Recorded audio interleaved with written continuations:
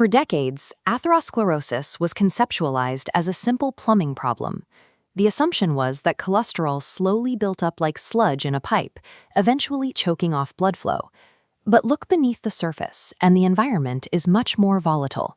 Modern research characterizes atherosclerosis as a chronic immunoinflammatory disease.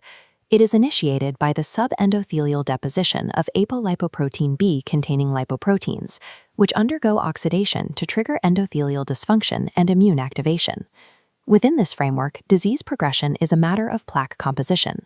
The clinical outcome, whether stable angina or an acute myocardial infarction, is dictated by the mechanical integrity of the plaque's fibrous cap and the biological state of its calcification. The standard non-invasive tool for assessing this burden is the coronary artery calcium score. While the Agatston score is a powerful predictor of future events, it measures only the calcified portion of the plaque, capturing just one specific phase of a complex biological continuum. Evaluating disease progression solely by total plaque volume misses these internal dynamics. Two lesions of the same size carry different risks depending on their lipid content, macrophage infiltration, and the formation of a necrotic core. Effective cardiovascular treatment involves targeting the morphological architecture of the vessel wall, shifting the focus from simple mechanical obstruction to biological stability. Intensive lipid-lowering therapies, including statins, PCSK9 inhibitors, and bempedoic acid, achieve event reduction through different pathways, leaving distinct physical footprints on coronary plaque. This creates several clinical paradoxes. The first involves statins. Observational cohorts often show users having higher Agatston scores over time, even as their rate of clinical events falls markedly.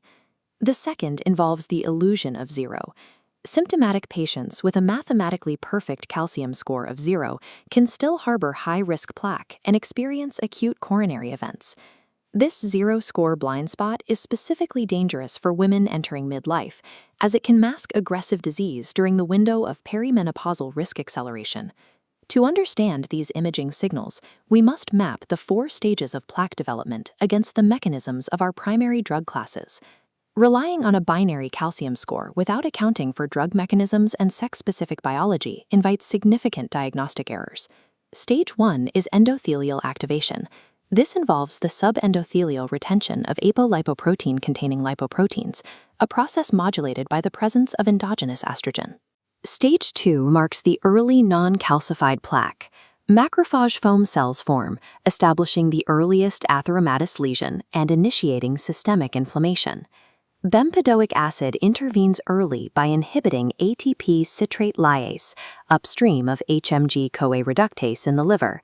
As a prodrug, it requires activation by ACSVL1, an enzyme absent in skeletal muscle, explaining its low muscle-related side effects. Clinical efficacy was established in the CLEAR Outcomes trial. In statin-intolerant patients, bempedoic acid achieved a 13% reduction in the primary MACE-4 endpoint and a 22% median reduction in high-sensitivity CRP. Despite these proven outcomes, the drug's direct effects on coronary plaque morphology remain unproven. Robust serial plaque imaging evidence is pending the results of dedicated trials expected in 2026. While bempedoic acid successfully dampens circulating lipids and systemic inflammation, the structural repair of the vessel wall requires additional local intervention. Stage 3 is the intermediate mixed plaque, defined by extracellular lipid pools and necrotic cores that place intense mechanical stress on the thin fibrous cap. PCSK9 inhibitors added to statins address this by preventing the hepatic degradation of LDL receptors. This maintains a high volume of receptors available to clear LDL-C from the circulation. The Glagoff trial showed profound lipid lowering drives physical regression, achieving a 0.95% reduction in atheroma volume. Huygens and Pacman AMI trials confirmed this structural change, reducing maximum lipid arc and physically thickening the fibrous cap. Human outcome trials for PCSK9 inhibitors show minimal change in hsCRP, suggesting that the primary driver of benefit is the reduction of ApoB-containing particles rather than a systemic anti-inflammatory effect. These agents also provide the advantage of lowering lipoprotein A, an independent genetically determined risk factor, by approximately 27%. At stage 3, PCSK9 inhibitors act as active physiological regressors, pulling the plaque back from the threshold of rupture by restoring the structural integrity of the vessel wall. Stage 4 is the fibrocalcific plaque. This represents the histopathological end state of a healed lesion, dense coalescent calcification protected by a thick, collagen-rich fibrous cap. This explains the statin-CAC paradox. Statin users frequently show higher Agatston scores over time because the therapy induces a shift in the nature of the calcium itself. As statins resolve necrotic components, the vessel wall remodels, depositing dense calcium as structural reinforcement. This sequesters prothrombotic material and reduces mechanical stress. This data matrix highlights the contrast. Untreated progression involves spotty microcalcification and high lipid content. Statin-associated remodeling involves a shift towards denser, more stable calcium phenotypes. A rising Agatston score under effective statin therapy often reflects plaque maturation and structural densification, rather than a failure of treatment. The limits of calcium scoring become most apparent in symptomatic patients who present with a CAC score of 0. Non-calcified plaque is lipid-rich and highly vulnerable to rupture, yet it is entirely invisible on non-contrast CT scans. Roughly 15 to 17% of low to intermediate risk individuals with a score of 0 harbor detectable atherosclerosis. At Montefiore, a 0 calcium score in a diverse symptomatic cohort retained high negative predictive value, yet 7% still had detectable non-calcified plaque. For women, this blind spot is tied to the biology of estrogen. Endogenous estrogen maintains vascular health by stimulating nitric oxide synthesis, promoting vasodilation, and exerting anti-inflammatory effects. The menopause transition triggers an estrogen cliff, where plummeting estradiol levels lead to accelerated vascular aging, increased oxidative stress, and worsening arterial stiffness. In the MESA study, women experiencing early menopause before age 45 had low 10-year risk with a 0 calcium score. However, their 15-year ASCVD risk was nearly double that of their peers, with an adjusted hazard ratio of 1.96. For perimenopausal women, a 0 calcium score provides short-term reassurance, but can mask a long-term risk trajectory driven by ongoing non-calcified plaque accumulation. Confirmed-2 registry data shows identical plaque volumes carry different mortality risks.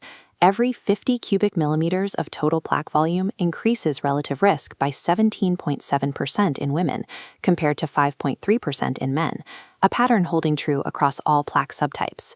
Pathophysiologically, women are more likely to develop lipid-rich plaques prone to endothelial erosion rather than classic fibrous cap rupture. Smaller coronary vessel caliber in women may also render each unit of plaque more hemodynamically consequential, increasing the danger of even small lesions. Because a traditional CAC score captures only the calcified component of disease, it is an incomplete diagnostic tool for female patients. It omits the non-calcified plaque burden that is disproportionately lethal to them. In general screening populations, the prevalence of plaque with a 0 calcium score is low, about 5.5%. However, clinical referral registries utilizing AIQCT report plaque detection rates as high as 95% in symptomatic patients with 0 scores. Applying screening-based prevalence estimates to symptomatic clinical populations materially overstates the safety of a 0 score. For patients with early menopause, elevated LPA, or persistent inflammatory risk, a CAC of 0 must invite further characterization of risk rather than conclude the workup. A 0 calcium score is a powerful short-term negative risk marker, but it remains just one component of a biologically informed assessment, not an absolute arbiter of health.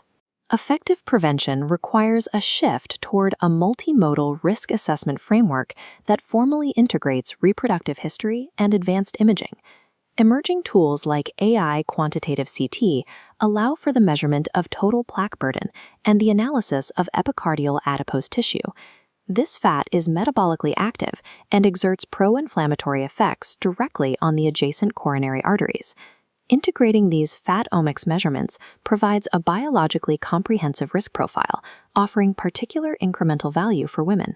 This biological mapping allows for more precise therapeutic targeting: bempedoic acid for upstream inflammation, PCSK9 inhibitors for active regression, and statins for structural densification. Combining sex-specific pathophysiology with AI-enhanced imaging provides the tools to address the active biological